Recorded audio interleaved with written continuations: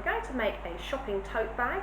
For this project, you'll see in our material printout that I have asked you to do a piece of fabric that is 50 by 100 centimetres. This can be pretty rough and ready. It's a very forgiving project, and we don't have to be overly concerned about our accuracy for this project. The next one we're going to be a little bit more specific. So just get used to cutting. A lot of people struggle with it when they first start. It doesn't matter if your cuts are a little bit wavery, don't worry at the moment.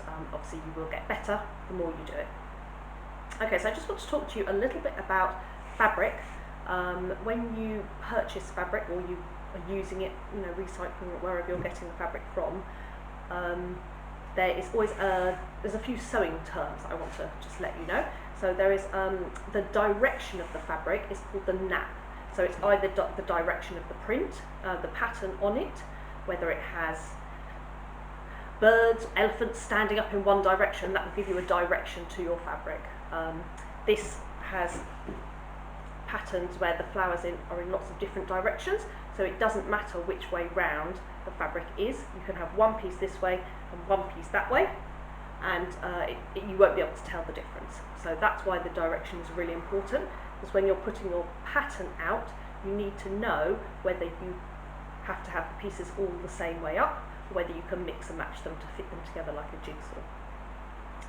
A lot of companies, when they're printing fabrics, if you're unsure if there's a direction, there isn't a direction, because it's much more space effective to not have a direction to your fabric. So if in doubt, it probably doesn't have a direction, but it seems when you've got a big pattern it's very obvious, but sometimes you will spend quite a lot of time trying to work out if there actually is a direction, and the best way is to take a little section and fold it in the opposite way, put them next to each other, so that you can actually see if it looks any different. Okay, so the direction can be a print direction, it can actually be woven into the fabric, so if it's like a linen or something with quite a heavy weave within it, you might be able to see that weave pattern. That may give it a direction. And also we have a brushed nap, which is sort of corduroy, velvet, something like that, where when you brush it in one direction it looks different to it, but it's brushed in the opposite direction. So we have to look at whether we have our direction. The other thing to note is the selvage edge. So obviously if you're recycling, you won't have a selvage edge, but if you have a bought piece of fabric, the edge where the fabric was made on the machine, when it's actually the fabric is produced, this edge is called the selvage edge. It's quite often white. It may have markings for the printing of the colours. This edge will not fray, so it's very useful, and it's always straight. So it's far better to work from that edge than it is to work on your cut edge, which may be very wonky. Especially if you've bought it from the fabric shop, they quite often cut it quite wonky, and so just do be aware of that. Alright, so the piece of fabric that we have cut out is 50 by 100, and we're actually going to cut it into 3 sections. So we're going to do the first, so we're taking our height of 50, and across the width we're going to take 40, and then the extra little piece on the end we're going to cut in half. Okay, so again, for this project I'm not worrying about being too precise. I'm literally going to go across my fabric to 40,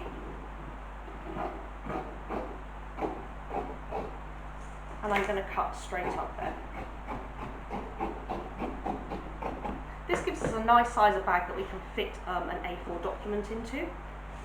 I can then put this one on top of the next one, so even if it was not quite 40, slightly different, that's fine. Let's slice up this one so that they're matching, and then this last piece I'm going to fold in half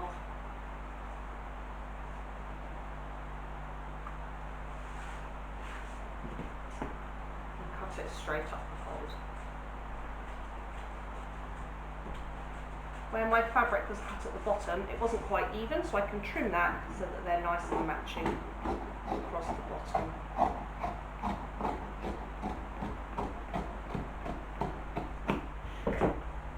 Okay, Okay, so we have 2 rectangles of fabric, and then we're going to put aside our 2 strips of fabric to make handles later on. The fabric always has a right side where it has the print or the nicer side of the fabric, and then it has the back of the fabric. So we're going to put the wrong side. So we're going to put the right sides together, so the print is in the middle, and make sure if your fabric has a direction that the direction is the same on both pieces. So we're going to pop them together nicely, and we're going to pin around the outside edge.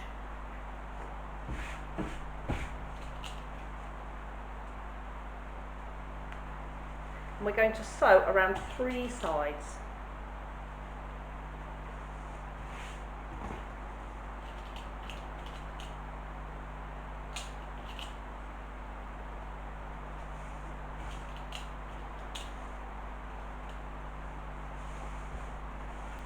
Okay, so we're pinning around 3 sides. I'm going to leave the short side at the top open.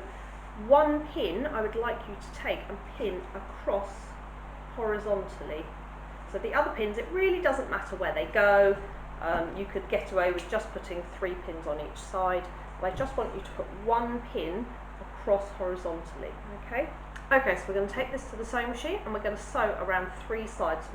So we're going to start at the top corner. We're going to do a reverse. We're going to stitch down to the bottom. We're going to pivot. Remember to put your needle in the fabric. Lift the foot, twist it around. We're going to put the foot back down. Don't forget that bit.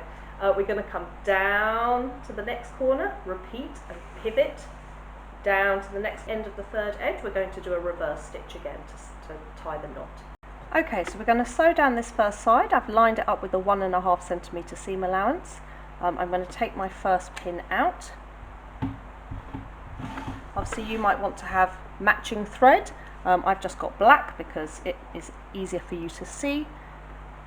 We're going to come down a couple of stitches. So like I said before, we're not going to start right at the very edge of the fabric at the top, because the needle quite often will push the fabric down and will jam it into the machine.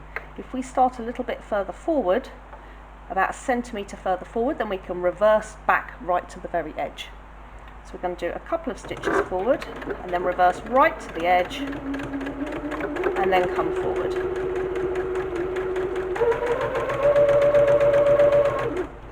Now I asked you to put 1 pin across our stitch line, and the reason is because I want you to sew over it. Now this is quite scary to a lot of people, but I just want you to know that you are able to. I will talk about the reasons why you might want to sew over your pin in a minute, but we're just going to do it first, okay? So just go nice and slowly. I promise you it'll be fine.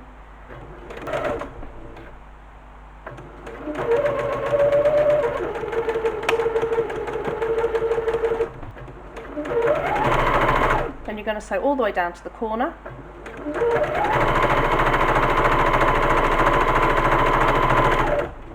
And just like on our hexagon, when we get towards the corner, we're going to do the last couple of turns by hand. We're going to make sure the needle is in the fabric. We're going to spin it around and it's not lining up at the 1.5, so we're going to take it back, do another couple of turns by hand and take it back round. I'm going to do 1 more stitch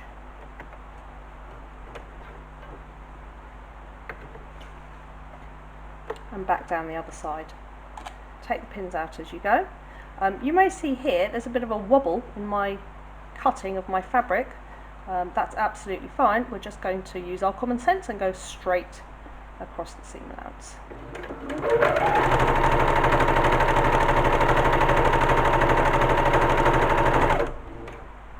You're going to repeat on the next corner and then go round up to the top. Once you've stitched all the way round, leaving the top open, we're going to do a zigzag stitch over the raw edge to stop it from fraying. We're going to place our fabric under the foot but over to the left so that there is a little gap in the oval on the right hand. We're going to change our stitch to a zigzag stitch. So on this machine it's setting number 8 and I'm going to set the width to its maximum, which on this machine is 7, but whatever your maximum width is, and your length around 2.5, it's fine. When I start to sew, the needle, as it comes to the right, is going to go down over the edge of the fabric, and on the left it's going to be through the fabric, so you're actually binding that outside edge, and you're going to stitch all the way around 3 sides.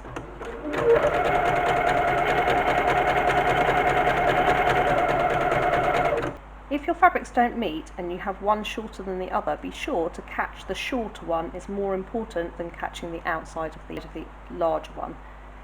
Don't worry if your stitching comes into the middle of the seam allowance. You could stitch down the centre of the seam allowance and it would still do the same job. You just may get some frays coming away at the side, but it really doesn't matter. This is just the optimum of binding the outside edge. We always show you what to aim for, and then don't worry how long it takes you to get there.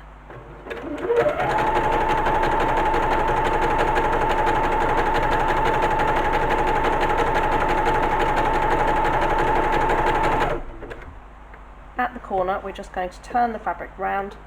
We don't need to worry too much about catching those corners in.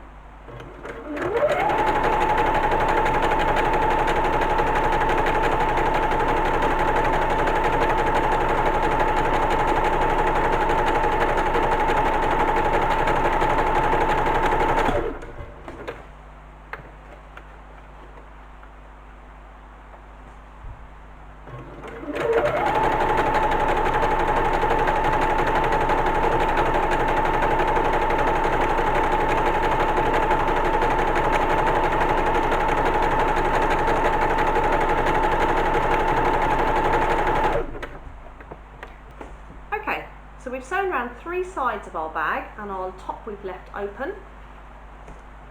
We're going to put that to one side and we're going to make our straps. Now you could use cotton webbing, you could use all sorts of different things, a thick ribbon, lots of different things that you could use for a strap. Today we're going to make some out of our fabric, and I'm going to show you a little technique, a little trick. You could make them longer than this, it's entirely up to you. These are quite short handles to hold. Okay, so we're going to take our piece of fabric and we're going to have a ribbon, a quite thin ribbon, piece of string, anything that you can put inside. This is a really neat little trick. So we're going to lay our piece of ribbon across the middle of our strip of fabric, and we're going to fold our fabric in half. We're going to pin that into place with the ribbon along the folded edge inside.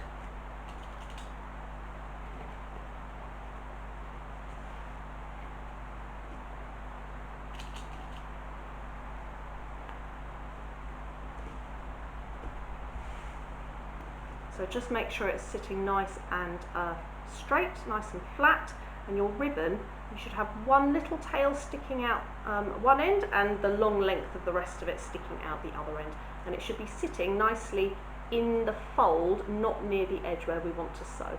Okay, and we're going to take this over to the sewing machine. Okay, so we're going to stitch across the short end of the strap, going over, stitching over the end of our ribbon. So I'm actually going to use the edge of the foot on the edge of the fabric as my seam allowance. Make sure you've changed your stitch back to your straight stitch, and we're going to stitch across the top, a little reverse at the beginning. We're going to pivot on this corner, and we're going to sew down using the edge of the foot as our seam allowance all the way down the length of this strap.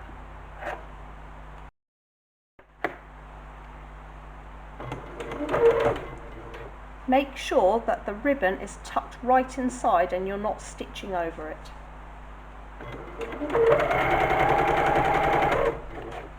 Okay, so when you bring this back to the table, you're going to have the little end poking out the top and the long end sticking out of the bottom. So you're going to hold the top end just gently with your fingers, and when you pull, so not right at the edge, and about a few, probably 5 centimetres down, If you hold it gently and you pull the ribbon, you'll feel it pulling inside. Okay, and it's a little bit tricky at the beginning. Just give it a gentle tug. So you're tugging the ribbon at the bottom and you're letting it roll, so you don't hold it too tightly at the top here, and it will just roll. And as it gets going, if you hold, the gentler you hold it at the top and you pull at the bottom, and it will turn the right way round. So can you see now that it's coming out the right way round? Okay, so turn it all the way round, and then you can just wiggle the top so that the seam edge comes out, and then we're going to cut that off like so, and you can reuse the same ribbon to make the second side. So you're only actually cutting off, wasting the tiniest little bit of ribbon. Okay, and there's your first strap, so you can go and repeat that to make the second strap. So we're going to work on hemming our bag now. We're going to turn it around so that we have the raw open edge at this end, and we're going to mark with our tape measure. So I didn't really go into hemming on our little bonus project, but I'm going to talk to you more about it now. So a hem is always a double turn, like so, and we have hems on everything. So we have hems on the bottom of our skirts and our trousers, we have hems on the bottom of our curtains. Pretty much everything that has a raw edge is going to have a hem on it. Okay, so a hem is just a double turn, and the double turn can be the same amount turned over twice, or it can be different amounts, and there's various reasons you may want to do different amounts. You may have a really nice fabric you want to make curtains, and you want the hem to look like it's really large, so you might do a 10 centimetre hem, but you actually don't want to waste too much fabric inside, so you only do like a 1 and then 10 centimetre turn. Or you might have your son's, you're making a pair of trousers for your son who's growing really fast, and so you might do a 5 and a 5 centimetre hem to make it really large, so there's lots of space to turn it down. And there's also different sizes of hems for different types of things. If you're making a skirt or a dress, you probably have a really small hem compared to, say, curtains, or you might have a really large hem. And it doesn't really matter what the hem is, the basis of it is it's always a double turn, okay? And it's just finishing off that edge. Now on this bag, we're going to do a 3 centimetre turn, and there's a little rule which I think makes it a lot easier. So if you can remember this, then it just, when you're folding your hems, it makes it a lot easier. So the rule is double the first plus the second, and then it doesn't matter what size of hem you're making, the rule always stands. So instead of marking 3 and 6 centimetres, because we're doing a 3 centimetre hem, so 3 and then it's 6, instead of doing that, we mark it, we double the first to 6, plus the second turn, which is 3 again, to 9.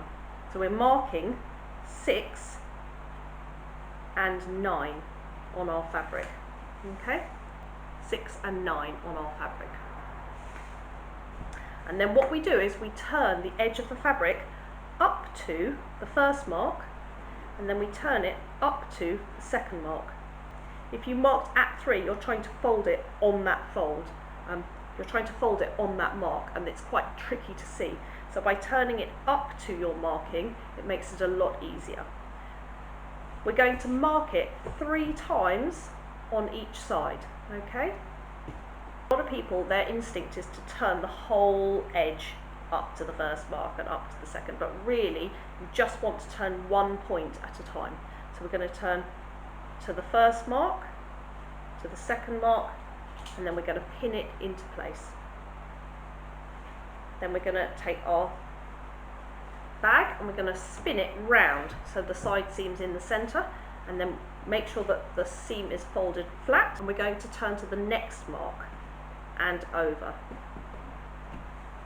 and pin that into place. We're going to carry on, turn it around and to the next mark, and the bag in between, it will just find, when you give it a tug, it will find its position.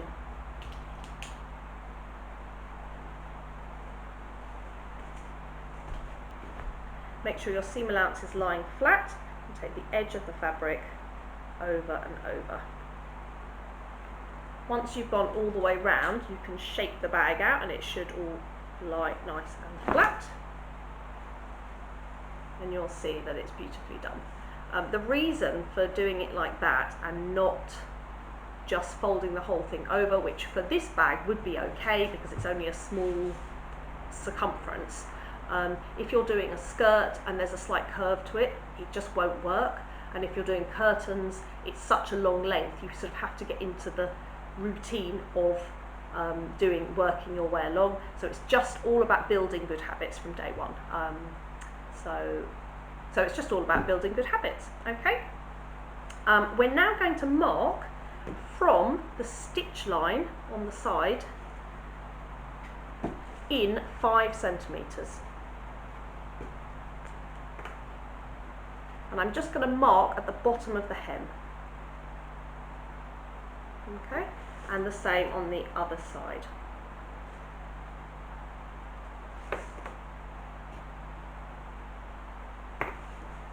I'm going to take my strap and I'm going to slide the end up inside the hem. And then I'm going to flip it over. The outside edge of the strap is on our mark, our 5 centimetre mark, and then we're going to follow the strap back, pull it back so it's nice and flat, and then slide it up inside on the against our second mark. Okay, and then flip that one over and pin it into place again.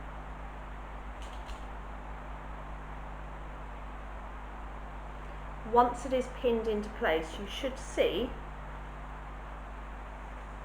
that it is holding nicely and it's not twisted. So you can just give it a little pull and make sure it's sitting nicely. We're then going to turn the bag over and we're going to do the same again on the other side with our second strap. When you've turned it over, you will see the straps coming out of the top. So you can line it up straight with that. You don't need to mark it again. So I'm going to do the same. I'm just taking this pin out that's holding that part of the hem down. I'm going to slide it under the hem and then flip it over. Just double check it's in line with the handle on the other side and then pin it into place.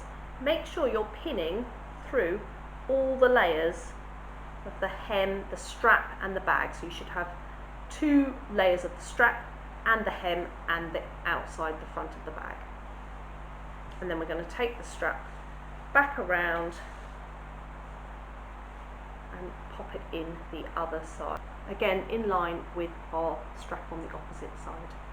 So we're just going to pop that in, flip it up and pin that one into place. Okay, now we're going to take it over to the sewing machine and we're going to stitch all the way around the top. Okay, so we're going to go ahead and sew around the top of our bag. Do just double check that you're holding it and your straps are looking nice in the right place. We're actually going to remove this part of the sewing machine. So on all sewing machines you'll have a piece that will come off, and that will allow you to put the bag around the bottom. Okay, we're going to start at the side seam and you're going to place your fabric so that the left hand edge of the foot is lining up with the edge of the fold. Okay,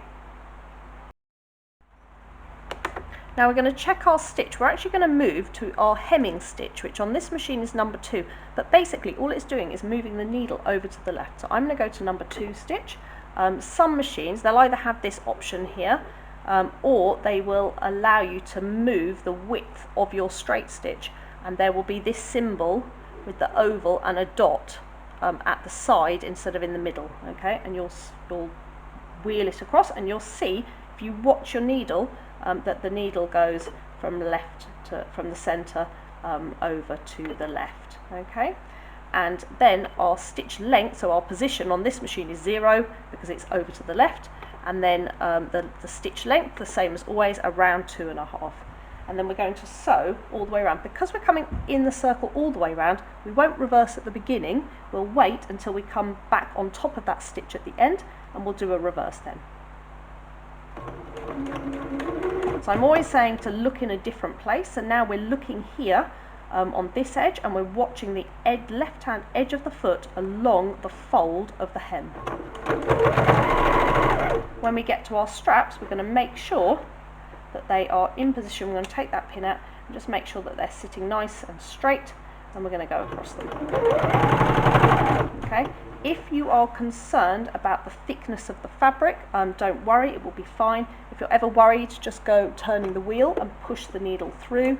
And a little other tip is, if you ever are in a position where you have very thick fabrics, is to put your stitch length up, because although we think of the length of the stitch as how long it is, it's the whole cycle of the stitch. So it actually can give more height if necessary. Okay, so we're going to sew all the way around, and we're going to watch our left hand edge of the foot on the fold. Take the pins out as you go, and just make sure that the fabric is free underneath, so that you can pull it out from underneath as we move around.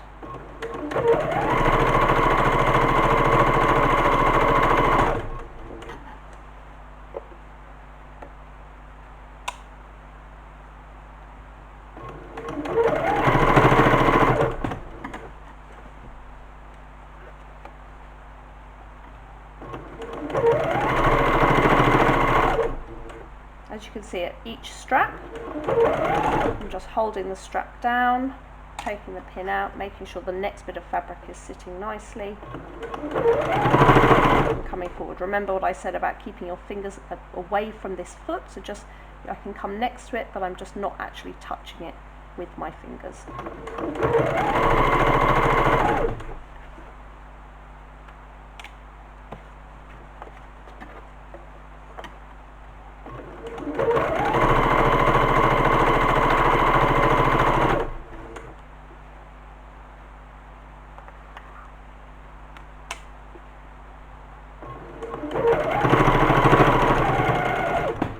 When I get back to the beginning, I'm going to aim to go on top of my original stitching, and then I'm going to do a little reverse stitch, and then pull the fabric out.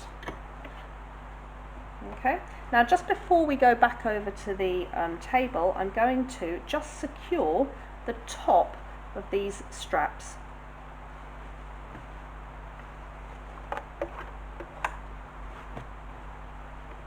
So I'm just going to place my foot under. I'm going to change to the normal straight stitch, and I'm going to sew across the top. A little reverse at the beginning, a little reverse at the end. Okay, and I'm going to do that across the top of each strap. You could make little rectangles, you could do little crosses in the middle. It's all about just adding some extra strength. It's entirely up to you. So once you bring your project back to the table, we're going to snip the corners, just like we did on the last project. So we're going to take off the corner so that there is not excess fabric when we turn it the right way round. And you will see we don't want to snip our straight stitch. Okay, so just across the top. And we'll do both the bottom corners, and then we're going to turn the bag the right way round. Just reach inside, pull it through, give it a shake, and then press the corners out to give a nice point. So you can press it with your fingers, and then you can take your closed scissors and just gently poke into those corners. Now it really does make a difference, it gives a much more professional finish if you just spend a moment and press in and get nice sharp corners. Don't press too hard, you might go through the end. And then we have your finished shopping bag. So enjoy, and I'll see you for the next project.